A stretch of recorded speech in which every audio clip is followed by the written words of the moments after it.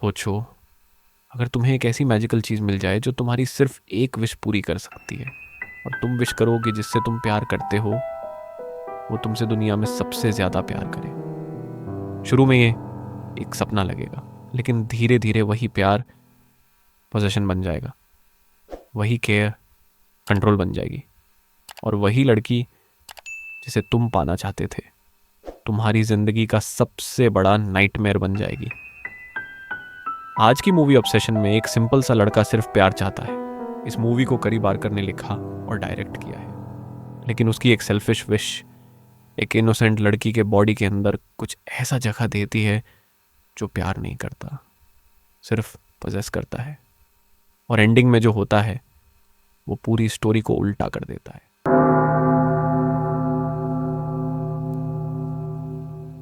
Movie की कहानी start होती है एक नॉर्मल से यंग लड़के बेयर से। बियर एक म्यूजिक स्टोर में काम करता है। उसकी लाइफ सिंपल है, ना उसमें कोई कॉन्फिडेंस है, ना कोई बड़ा ड्रीम। बस एक चीज़ है जो उसके दिल के अंदर बहुत टाइम से छुपी हुई है, उसकी फ्रेंड और कोवर्कर निकी के लिए फीलिंग्स। निकी एनर्जेटिक है, फ्रेंडली है, और बेयर के साथ काफ़ी कंफर्टेबल भी है। लेकिन प्रॉब्लम यह है कि बेयर कभी अपनी फीलिंग्स प्रॉपरली एक्सप्रेस ही नहीं कर पाता। वो हर बार मौका पाता है, फिर डर जाता है। हर बार दिल के अंदर बोलता है आज बता दूंगा, लेकिन जुबान पे आते आते सब कुछ रुक जाता है। यहीं पर मूवी हमें बियर का सबसे वीक साइड दिखाती है। वो बुरा इंसान नहीं लगता, लेकिन वो इमोशनली कॉवर्ड है। और हॉरर मूवीज़ में अक्सर मॉन्स्टर बाहर से नहीं आता, कभी कभी मॉन्स्टर एक वीक डिसीजन से पैदा होता है। बेयर के फ्रेंड्स में इयन और सैरा भी हैं। सब एक ही सर्कल में हैं, सब हंसी मजाक करते हैं, सब नॉर्मल लगता है। लेकिन यहीं से कहानी में आता है सबसे बड़ा डार्क सेटअप। एक दिन बेयर घर आता है और देखता है कि उसकी पेट कैट सैंडी मर चुकी है। ये सीन इमोशनल भी है और डिस्टर्बिंग भी। पियर की कैट उसके लिए सिर्फ पेट नहीं थी, वो उसकी लोनली लाइफ का कंपेनियन थी। कैट की डेथ एक्सीडेंटल होती है, लेकिन मूवी यहीं एक इम्पॉर्टेंट ऑब्जेक्ट इंट्रोड्यूस करती है, पिल्स। इस सीन को ध्यान से समझना, क्योंकि एंडिंग में ये पिल्स वापस स्टोरी का पार्ट बनने वाली है। पेयर इमोशनली ब्रोकन होता है। वो निकी के लिए एक गिफ्ट लेने क्रिस्टल शॉप जाता है। शॉप का एटमॉस्फेयर स्ट्रेंज है, डिम लाइट्स, अजीब ऑब्जेक्ट्स, स्पिरिचुअल आइटम्स, और एक शेल्फ पर रखी होती है एक मिस्टीरियस चीज़, वन विश विलो। ये एक छोटा सा नॉवेल्टी टॉय जैसा होता है। शॉप वाले बताते हैं कि अगर कोई पर्सन इसे तोड़कर एक विश मांगे तो वो विश पूरी हो सकती है। बेयर शुरू में इस बात को सीरियस नहीं लेता। ऑब्वियसली नॉर्मल दुनिया में कोई मैजिकल टॉय विश फुलफिल नहीं करता, लेकिन कहानी हॉरर है, और हॉरर में सबसे डेंजरस चीज़ होती है व्हाट इफ बेयर ये टॉय खरीद लेता है। उसके माइंड में निकी का थॉट ऑलरेडी चल रहा होता है। वो गिफ्ट के नाम पर कुछ इनोसेंट सा कर रहा होता है, लेकिन उसके अंदर एक सेल्फिश डिज़ायर छुपी होती है। रात को निकी बेयर से डायरेक्टली पूछती है कि क्या वो उससे लाइक करता है।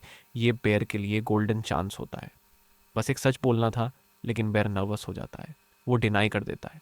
निकी समझ नहीं पाती, बेयर भी अंदर से टूट जाता है। उसे लगता है कि उसने एक और चांस खो दिया। और यहीं से मूवी का असली हॉरर स्टार्ट होता है। बेयर अपने फ्रस्ट्रेशन में वन विश विलो को तोड़ देता है और विश करता है कि निकी उससे दुनिया में सबसे ज़्यादा प्यार करे। सुनने में ये रोमांटिक लग सकता है, लेकिन एक्चुअली ये लाइन बहुत डार्क है, क्योंकि प्यार जब फ्री विल से नहीं आता तो वो प्यार नहीं होता, वो कंट्रोल होता है। विश के बाद कुछ टाइम तक सब नॉर्मल लगता है, लेकिन फिर निकी बेयर के घर आती है। निकी इमोशनल स्टेट में होती है। वो कहती है कि उसके फादर की हेल्थ बहुत ख़राब है। वो वल्नरेबल लगती है, सैड लगती है, और बेयर के क्लोज आने लगती है। बेयर शॉक भी होता है और खुश भी। जिस लड़की को वो इतने टाइम से चाह रहा था वो सडनली उसके पास आ रही है। रात में दोनों एक बेड पर होते हैं। निकी बेयर को किस करती है। बेयर के लिए ये सपने जैसा मोमेंट होता है, लेकिन सडनली निकी स्क्रीम करती है, जैसे उसके अंदर कुछ टूट गया हो, जैसे उसने कुछ ऐसा फील किया हो जो उसके कंट्रोल में नहीं था। यहीं पर मूवी हमें पहला हिडन क्लू देती है। निकी का प्यार नेचुरल नहीं है, उसके बॉडी के अंदर कुछ फोर्सफुली एक्टिवेट हुआ है। अगले दिन निकी का बिहेवियर और स्ट्रेंज हो जाता है। वो बेयर की डेड कैट सैंडी के एशेस को लेकर एक क्रीपी मेमोरियल बना देती है। बेयर डिस्टर्ब हो जाता है। एक नॉर्मल पर्सन सिंपैथी दिखा सकता है, पर निकी का रिएक्शन बहुत ज़्यादा इंटेंस होता है। वो बेयर के ग्रीफ को कंफर्ट नहीं कर रही होती, वो उस ग्रीफ के अंदर घुस रही होती है, जैसे वो बेयर की लाइफ के हर कॉर्नर को ओन करना चाहती हो। निक्की अपने स्ट्रेंज बिहेवियर का रीज़न ड्रग्स या इमोशनल स्ट्रेस बताती है। बियर भी इस एक्सप्लेनेशन को एक्सेप्ट कर लेता है, क्योंकि ऑनेस्टली वो एक्सेप्ट करना चाहता है। उसे ट्रूथ नहीं चाहिए, उसे निकी चाहिए। और यही बेयर की बिगेस्ट मिस्टेक है। धीरे धीरे दोनों डेटिंग स्टार्ट कर देते हैं। शुरू में बेयर बहुत हैप्पी होता है, उसे लगता है विश ने उसकी लाइफ परफेक्ट कर दी। लेकिन सच इतना सिंपल नहीं होता। इयन बेयर को वार्निंग देता है। इयन बताता है कि निकी ने रिसेंटली सारा से कहा था कि बेयर उसके लिए लिटिल ब्रदर जैसा है। मतलब निकी बेयर को रोमांटिक वे में नहीं देखती थी। इयन ये भी रिवील करता है कि निकी ने अपने फादर की इलनेस के बारे में झूठ बोला। अब बेयर के माइंड में डाउट आना चाहिए था, लेकिन बेयर फिर भी इग्नोर करता है, क्योंकि जब एक इंसान अपनी फैंटेसी में जी रहा होता है तो ट्रूथ सबसे बड़ा दुश्मन लगता है। रात में बेयर उठता है और देखता है निकी उसे देख रही होती है, बिल्कुल चुप, आंखें खुली हुई, जैसे कोई इंसान नहीं, कोई शैडो उसकी नींद पे नजर रख रही हो। बेयर डर जाता है। निकी इमोशनल हो जाती है और अक्यूज करती है कि बेयर उससे प्यार नहीं करता। अब यहाँ प्यार एक डिमांड बन चुका है। तुम मुझे लव करो, तुम सिर्फ मेरे हो, तुम किसी और को नहीं देख सकते। अब जो होता है वो सच में काफ़ी डिस्टर्बिंग होता है। नेक्स्ट डे बियर को पता चलता है कि निकी ने उसके लिए सैंडविच बनाया है, लेकिन उस सैंडविच में सैंडी के रिमेन्स यूज़ किए गए हैं। ये सीन मूवी का एक बहुत डार्क साइकोलॉजिकल हॉरर मोमेंट है, क्योंकि निकी के दिमाग में लव का मतलब नॉर्मल केयर नहीं है। उसके लिए बेयर की डेड कैट भी उनके रिलेशनशिप का पार्ट बन चुकी है। बेयर पैनिक में one wish willow customer support को कॉल करता है। हाँ, ये आइडिया डार्क कॉमेडी जैसा लगता है, लेकिन सीन का हॉरर बहुत स्ट्रांग है। बेयर पूछता है कि क्या विश चेंज हो सकती है, और फ़ोन पर जो जवाब मिलता है वो उसकी स्पाइन फ्रीज कर देता है। विश तभी ख़त्म होगी जब बेयर या निकी में से कोई एक मर जाएगा। फिर फ़ोन पर उसे रियल निकी की स्क्रीम सुनाई देती है। यहीं पर मूवी हमें सबसे इम्पॉर्टेंट क्लू देती है। जो निकी बेयर के सामने है वो कंप्लीटली निकी नहीं है। रियल निकी कहीं अंदर ट्रैप्ड है। उसका बॉडी चल रहा है, बोल रहा है, प्यार दिखा रहा है, लेकिन अंदर असली निकी हेल्प के लिए स्क्रीम कर रही है। लेकिन बेयर क्या करता है? वो इंस्टेंटली विश ख़त्म करने की कोशिश नहीं करता, क्योंकि उसका एक पार्ट अभी भी निकी को छोड़ना नहीं चाहता। और यही मूवी का रियल हॉरर है। मॉन्स्टर सिर्फ मैजिकल कर्स नहीं है, मॉन्स्टर बेयर की सेल्फिशनेस भी है। अब कहानी एक और डार्क टर्न लेती है। निकी बेयर के साथ इयन के हाउस पार्टी में जाती है। बेयर नहीं चाहता कि वो आए, लेकिन निकी इंसिस्ट करती है। पार्टी में सब लोग नॉर्मल गेम खेल रहे होते हैं, लाफिंग, ड्रिंक्स, कैजुअल जोक्स, लेकिन निकी की प्रेजेंस एटमॉस्फेयर को ऑकवर्ड कर देती है। गेम के बीच निकी एक डार्क और violent version of fairy tale सुनाती है। सब लोग अनकंफर्टेबल हो जाते हैं। ये सीन दिखाता है कि उसके अंदर की एंटिटी या ऑब्सेशन नॉर्मल सोशल बाउंड्रीज समझती ही नहीं। फिर गेम में बेयर को डेयर मिलता है कि वो अपने साइड में बैठे पर्सन को किस करे। उसके साइड में सारा होती है। निक्की का फेस इंस्टेंटली चेंज हो जाता है।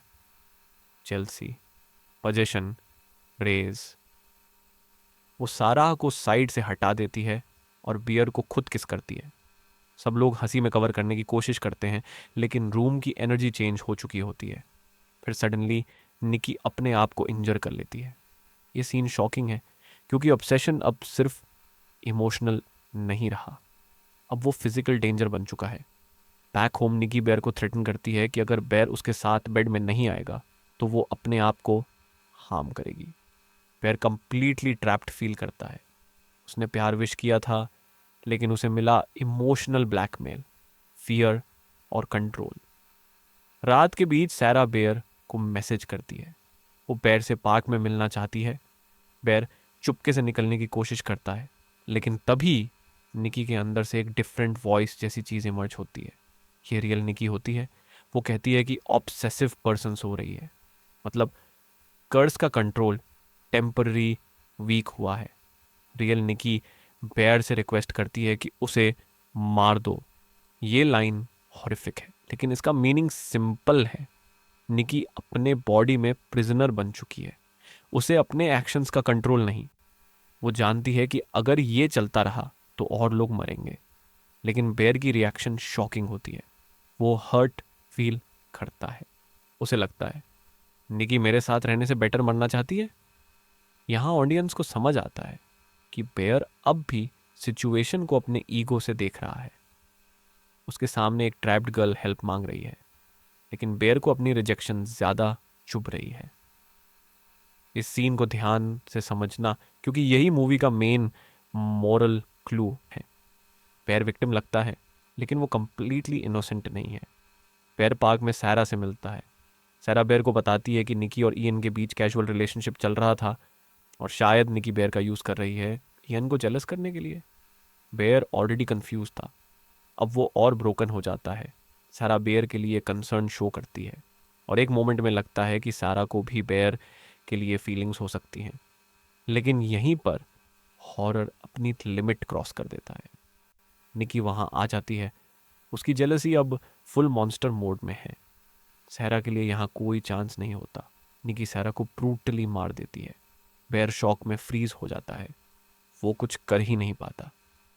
यहाँ मूवी हमें दिखाती है कि बेयर की कावर्डनेस सिर्फ इमोशनल नहीं है, अब उसकी साइलेंस डेंजरस बन गई है।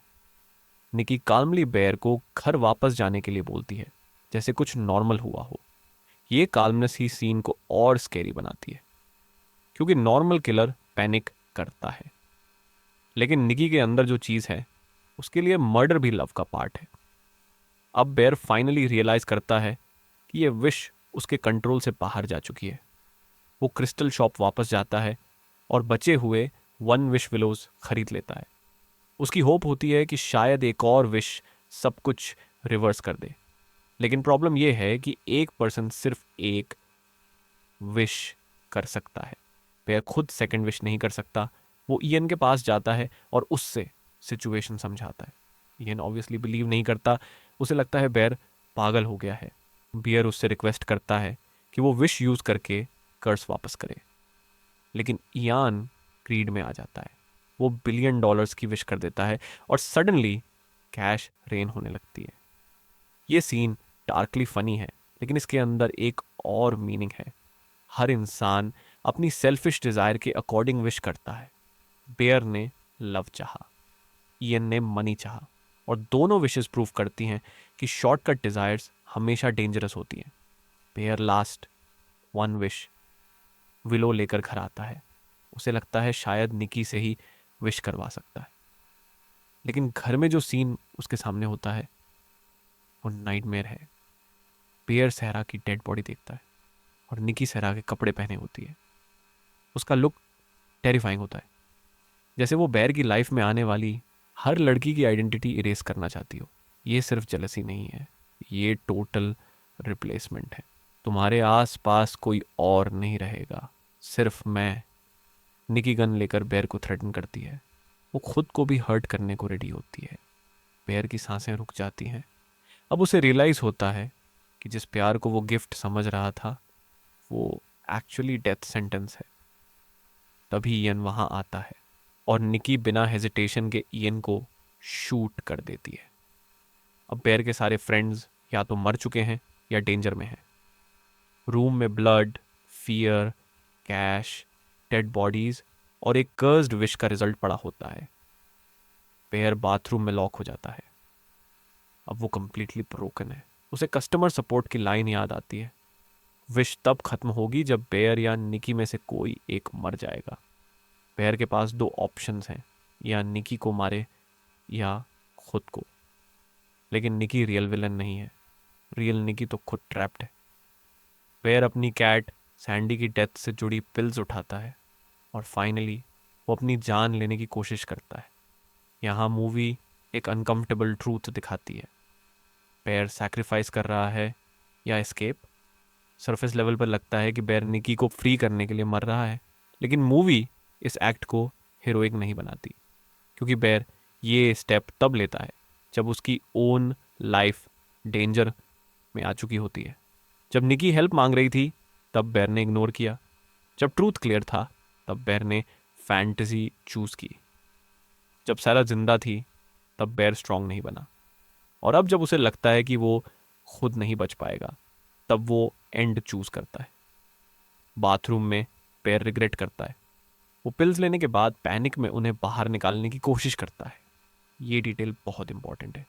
इससे पता चलता है कि बेयर डेथ को भी फुली एक्सेप्ट नहीं कर पाता।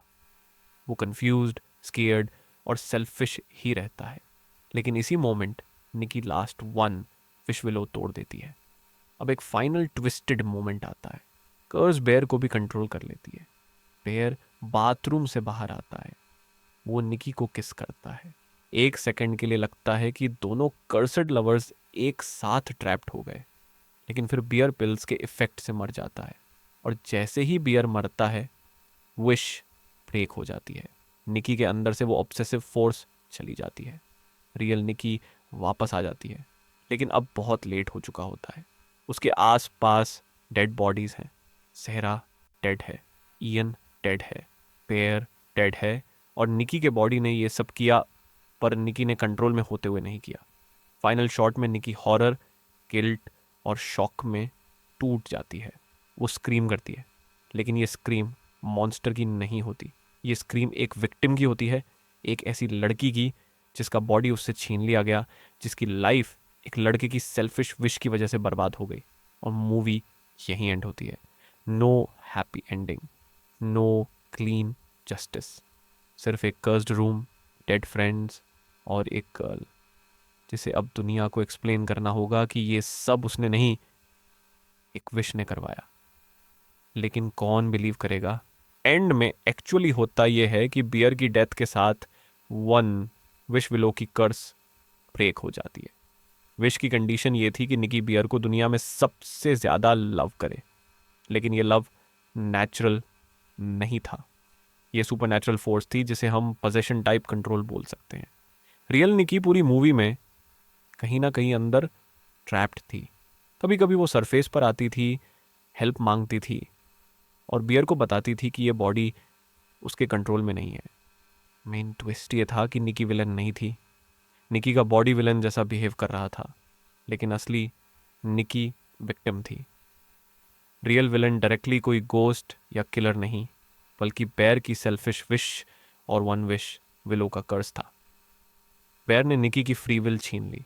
उसने लव नहीं मांगा, उसने कंट्रोल मांगा, और कर्स ने उस विश को लिटरल वे में पूरा कर दिया। निकी का ऑब्सेसिव वर्जन पियर के आसपास हर पर्सन को थ्रेट समझता था। साराह को इसलिए मारा गया क्योंकि साराह बियर के क्लोज आ रही थी। यान को इसलिए मारा गया क्योंकि उसका निकी के पास्ट से कनेक्शन था और वो बेयर निकी रिलेशनशिप के बीच आ सकता था। बेयर के साथ एंड में ये हुआ कि वो खुद अपनी विश का विक्टिम बन गया। उसने अपनी डिज़ायर के थ्रू निकी की लाइफ डिस्ट्रॉय की और एंड में उसकी ओन डेथ से ही कर्स ब्रेक हुई। एंडिंग डायरेक्ट भी है और सिंबॉलिक भी। डायरेक्ट लेवल पर बेयर मर गया, निकी फ्री हो गई, कर्स खत्म हो गया। सिंबॉलिक लेवल पर मूवी दिखाती है कि फोर्स्ड लव का एंड हमेशा डिस्ट्रक्शन होता है। मूवी का हिडन मैसेज बहुत क्लियर है। प्यार कभी डिमांड, कंट्रोल या पोजेशन नहीं हो सकता। अगर कोई इंसान तुमसे प्यार नहीं करता तो उसकी चॉइस एक्सेप्ट करना ज़रूरी है। किसी को फोर्सफुली अपनी लाइफ में रखना लव नहीं, ऑब्सेशन है। पेयर का कैरेक्टर ऑडियंस को इनिशियली इनोसेंट लगता है, लेकिन धीरे धीरे मूवी हमें दिखाती है कि वीकनेस और सेल्फिशनेस मिलकर कितनी डेंजरस बन सकती है। निकी का कैरेक्टर मॉडर्न हॉरर का स्ट्रॉन्ग ट्रैजिक फिगर है। वो मॉन्स्टर भी दिखती है और विक्टिम भी।